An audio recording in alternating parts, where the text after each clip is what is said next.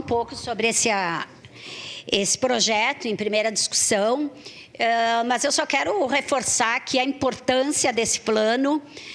Realmente é desde o ano passado. O ano passado a gente criou aqui, inclusive, vereador Caleb, nós temos que, se possível, fazermos juntos e juntas a discussão essa que tu chama, que tu falaste agora, porque nós também temos a comissão da primeira infância, que inclui, né, esse plano também. Da Frente Parlamentar, desculpa, da Frente Parlamentar da Primeira Infância, que o vereador Caleb também faz parte. E o ano passado nós fizemos um seminário aqui que eu considero muito importante, talvez tenhamos até que resgatar, porque ele tratou desde a delegada que falava dessa questão de adolescente, de crianças, de questões de segurança contra as crianças, de abuso, enfim.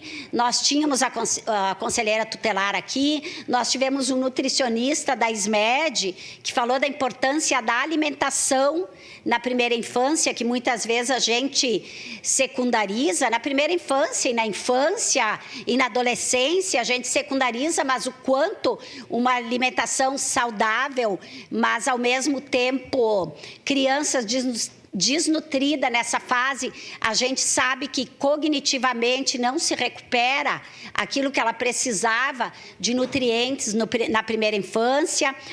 Nós tivemos também debate com a secretária adjunta, Simone Selbach. Então, foi um seminário importante e naquele seminário já se falava da importância que esse poder tinha de aprovar esse plano aqui, que vinha sendo elaborado há algum tempo também, inclusive com servidores da SMED. Então, é um plano muito completo, muito bom, né? Nós incluímos realmente o Conselho Tutelar, porque é um órgão que está diretamente ligado para avaliar o plano na sua periodicidade.